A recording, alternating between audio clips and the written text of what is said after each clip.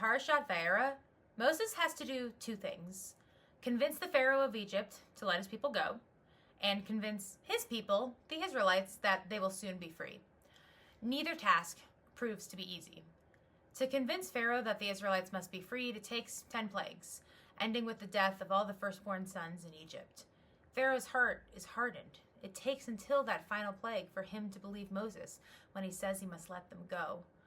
The Israelites, as it turns out, are even tougher. While the Israelites were hopeful for freedom, Moses had to convince them to go.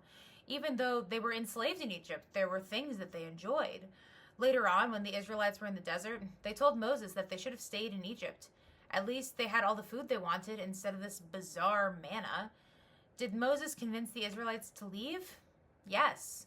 However, that entire generation died in the desert because of their actions.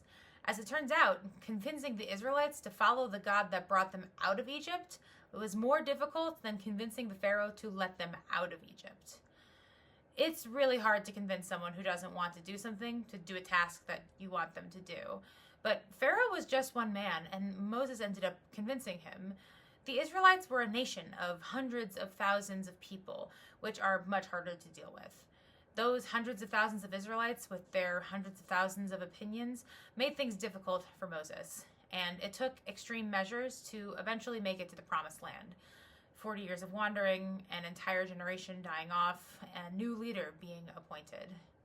And even with all those difficulties, two things are true. Pharaoh let the Israelites go, and the Israelites eventually made it to the Promised Land. Shabbat Shalom.